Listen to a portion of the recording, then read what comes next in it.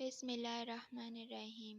السلام علی الحسین وعلی علی ابن الحسین وعلی اولاد الحسین وعلی اصحاب الحسین، اللہم صلی علی محمد وآل محمد وعجل فرجہم۔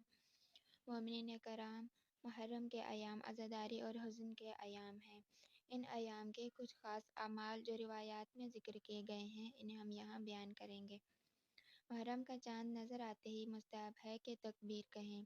محرم کی پہلی رات 100 رکعت نماز بجا لائے، جیسے فجر کی نماز کی طرح 2 رکعت نوافل کر کے پڑھنا ہے۔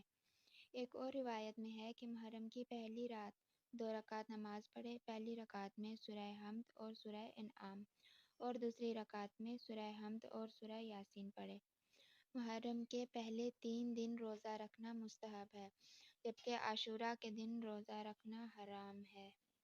امام علی رضا علیہ السلام سے نقل ہوا کہ رسول خدا صلی اللہ علیہ وآلہ وسلم محرم کے پہلے دن 2 رکعت نماز پڑھتے اور نماز کے بعد ہاتھوں کو بلند کرتے اور 3 بار یہ دعا پڑھتے۔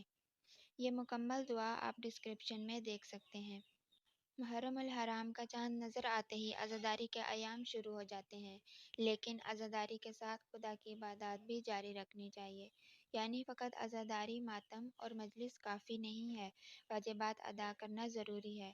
ہاں، جو مستحب اعمال ہوں اگر وہ کوئی شخص انجام نہیں دے سکتا تو کوئی حرج نہیں، لیکن واجبات کو چھوڑنا حرام ہے۔ عزاداری اور مجالس کے اوقات میں نماز کے وقت کی رعایت کریں، کیونکہ عبادات میں ٹکراؤ نہیں۔ عزاداری کرنا، مجالس کرنا اجر عظیم رکھتا ہے، لیکن واجبات کو چھوڑ کر کرنا صحیح نہیں۔